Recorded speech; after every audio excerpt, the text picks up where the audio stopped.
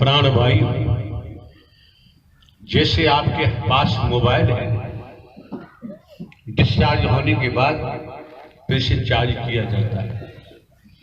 आप लोगों को यहाँ प्राण भाई, चलो आत्मा कहो, रूह कहो, नूर कहो, सोल कहो, जो भी है उससे यहाँ चार्ज किया जाता है। भोजन से चार्ज नहीं होगी, माल मसाले से चार्ज नहीं होगी, गोलगप्पे तमाम दुनिया के मसाले उनसे चार्ज नहीं होगी, मुर्गा मुर्गा अंदोली तंदूली से चार्ज नहीं होगी। अगर ये चार्ज ढंग पाखंड आडंबर अंधविश्वास ढकोसला भेदभाव से चार्ज नहीं होगी, अगर ये चार्ज होगी तो केवल सत्य के द्वारा ही चार्ज हो सकती है, और कोई तरीका इस ब्रह्मांड में है ही नहीं। कहने को तो कोई कुछ भी कहे, कितना बड़ा पन्ने को ज्ञानी समझता हूं, मानता रहे। यहाँ सत्य के मार्ग पर ज्ञान की जरूरत ही नहीं है। हाथ के सच्चे हैं, लंगोट के पक्के हैं। हाथ के सच्चे हैं, लंगोट के पक्के हैं। ईमानदारी निष्ठा है, वफादार हैं, विश्वास पात्र हैं, तो समर्पण कर सकते हैं। और समर्पण में भी आराध्य प्रभु परमात्मा जो ब्रह्मांड के रचयिता है, हरि नारायण, इनके वचन को मानकर चलेंगे तो जीवन धन्य हो जाएगा। हमारे द्वारा पूर्व में भी कहा गया है, हम पुनः स्मरण कराते हैं। पूर्व में भी कहा गया है, पुनः स्मरण कराते हैं। क्या परमात्मा क्या दे देगा? खेती बाड़ी करो, नौकरी करो, व्यापार करो, पढ़ाई लिखाई बच्चों से कराओ, उच्च शिक्षा हासिल कराओ, दुकानें बनाओ, मकान बनवाओ, कोठी बनवाओ, कल कारखाने मिल बनवाओ, ऊंचे ऊंचे पदों पे जाओ। परमात्मा दे क्या देगा? परमात्मा के हाथ में फूड़ी कौड़ी भी नहीं है, एक धेला भी नहीं है। परमात्मा क्या दे देगा? क्यों खामे का अपना किराया भाड़ा खर्च करके आते हैं बेवजह। महंगाई का जमाना है, किराए भाड़े में जो खर्च करते हो उससे परिवार, वो पैसे परिवार में किसी न किसी रूप में काम आ सकते हैं। हाँ, जाना है तो मंदिर जाओ, गुरुद्वारा जाओ, गिरजाघर जाओ। जाना है तो मिशन संस्था पंथों में जाओ, गुरुओं के पास जाओ, सदगुरुओं के पास जाओ, वृंदावन जाओ, हरिद्वार जाओ, विश्व काशी विश्वनाथ जाओ। जाना ही है तो आंध्र प्रदेश में भी बालाजी है, वहां कहीं भी जाओ। यहाँ क्या रखा है? आप देख रहे हैं, हम कोई साधु संत महात्मा है नहीं, बाबा साहबा कथा बादशाह उपदेश कहने। आप जानते हैं, हमने कोई मिशन नहीं बनाया है, और ना ही कोई हमने आश्रम बनवाया है। क्यों अपना समय बर्बाद करते हो, किराए भाड़े में पैसा खराब करते हो? इतना फिर भी हम आपको बता देते हैं कि परमात्मा क्या दे देगा। पहली बात, कहीं दिखाई नहीं देता, और दिखाई दे जाए तो उसे छोड़ेंगे नहीं, दिखाई नहीं देता। त्रेता में जाओ, क्या हुआ? सुबह को तो राज तिलक होना था, और सुबह पता चला 14 वर्ष वनवास को भाग भगवान जी ने मानते। अब क्या करें? क्या दे देगा परमात्मा?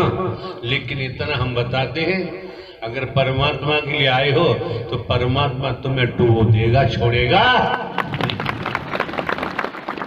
और जब तक डूबोगे नहीं, तब तक जन्म मरण से बचना संभव नहीं है। परमात्मा तुम्हारा संसार छीन लेगा, छोड़ेगा नहीं।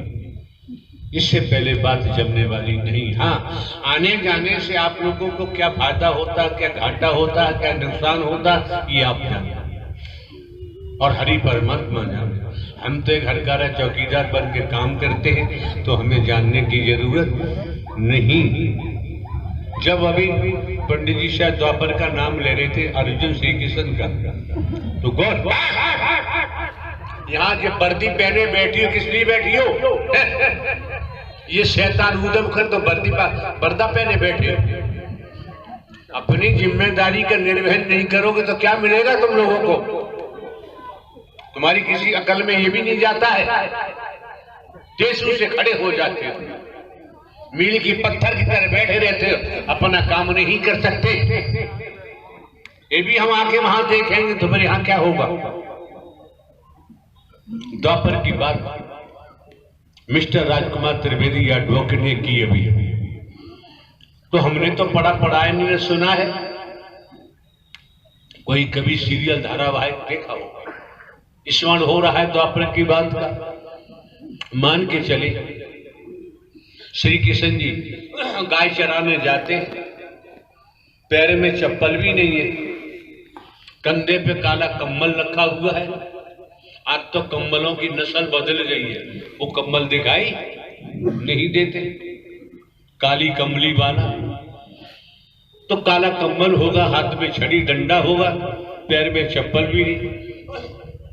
जब गाय चरा के गायों को छोड़ दिया क्षेत्र में, आए घर तो उन्होंने बड़ी माता जी, मतलब उन्होंने जन्म तो नहीं दिया था, यशोदा मैया को उन्होंने जन्म नहीं दिया था। लेख के इतिहास के मुताबिक वो मैया ही बोलते लालन पालन कर रही है।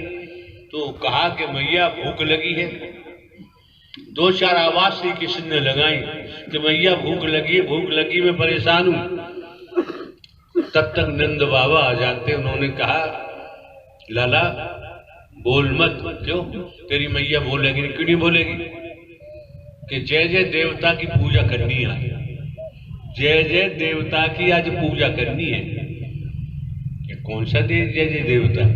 कि अगर मैया बोलेगी तो थूक मुंह में से जरूर निकलेगा, और जो प्रसाद बना रही है देवताओं के लिए उसमें जाके गिरेगा तो प्रसाद अशुद्ध हो जाएगा।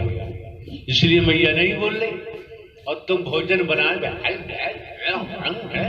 सब मसाला आटा में जा रहा, सब्जी में जा रहा, और खाने वाले हाउ हाउ खा रहे हैं। होता है। ओम जय जगदीश हरे, ओम जय जगदीश हरे। अरे क्या कर रहे हो टिंकू के पापा? जरा जूता पैदा बच्चों के स्कूल जाएंगे, मुझे आरती कर लो। आरता कर लो, कुछ भी कर दो, बड़ी मर्जी है।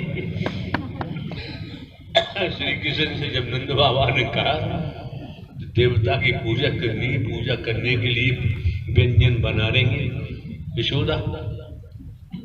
अब श्री कृष्ण मन ही मन कहने लगे, यहाँ बहुत समझने की बात है। मन ही मन कहने लगे, मैं यहाँ आया गाय चराता हूँ, ये करता हूँ वो करता हूँ, मेरे होते हुए वाला देवता जय जय कौन सा घुस पड़ा? मेरे घर देवता जय जय कौन सा घुस पड़ा जब मैं मौजूद हूँ? और ये सब कुछ ही आ रहा तो क्यों आ रहा है ये आप जानो। तो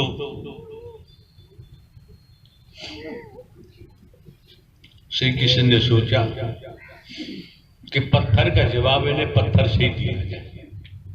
समझने की बात, पत्थर का जवाब इनको नंद बाबा को, मैया यशोदा को पत्थर से ही दिया जाए। तो श्री कृष्ण ने कहा नंद बाबा से, मैं क्यों पूजा करते हो? कोई बरसात होती है, कौन सा जय जय बाबा? इंद्र बाबा। अगर इंद्र बरसात नहीं करेगा तो घास कहां से आएगी हरी हरी? फसल कैसे होगी? ऐसा होता क्या? ठीक है। तो श्री कृष्ण ने कहा ठीक है भी, ठीक है बाबा, अब तुमने जय जय देवता अपने घर में घुसेड़ ही लिया है, हम साधारण भाषा बोल रहे हैं, घूस ही लिया है, तो मैं ये चला अपनी लकुटिया डंडा उठा के काली कमरी चलने लगे। तो नंद बाबा भाग के गए, लाला भूखो है, पूजा हो जाए तब जाना, कि पूजा पूजा तुम करो, हम जय जय कह किसी को नहीं जानते। अब कहीं जैसे पंडित जी ने कहा, बातों बातों में मुंह में कुछ देख लिया नंद बाबा ने, और मुंह में कुछ देख लिया बातों बातों। जैसे श्री कृष्ण जी के चाचा का नाम अक्रूर था, और वो श्री कृष्ण जी की सुरक्षा में अपनी टुकड़ी लेकर रहते थे, भतीजा ही मानते थे। गंगा यमुना में स्नान कर रहे थे अक्रूर जी। स्नान करते पर श्री कृष्ण के शरीर में चतुर्भुज रूप धारण, चतुर्भुज रूप दिखाई दिया अक्रूर जी को। अक्रूर जी बोले कि प्रभु मेरा नाम भी अक्रूर है और मैं स्वभाव से भी क्रूर हूं। प्रभु आप जाने मैं इसी समय अपने जीवन का बलिदान आपके चरणों में करता हूं। इस तरीका से अक्रूर जी ने दर्शन किया। अब पंडित जी ने दर्शन किया। हम तो आपको वहां तक की बात बता रहे हैं जैसे आपने द्वापर छेड़ा और ये द्वापर की ही कड़ियां हैं। तो अक्रूर जी ने स्पष्ट कर दिया कि मैं तो भतीजा समझता था, इसमें तो चतुर्भुज कहां से आ गया। तो आपको पूरी जानकारी देनी चाहिए। अब हम जय जय देवता के बारे में आगे बढ़ेंगे तो लंबा पड़ जाएगा और हम लंबा खींचना चाहते नहीं है। सार सार को कहले होता दे उड़ाए। अब बताओ कैसे दर्शन हुआ क्यों? आप भाषण दे देते हो तो लोगों की समझ में नहीं आता है। आपको पता नहीं आपके कहने की अहमियत क्या है, आपकी बात का बल क्या है। एडवोकेट साधारण व्यक्ति नहीं होता है। और आप मानव मंगल मिलन सद्भावना समागम लखीमपुर खीरी के अध्यक्ष भी है।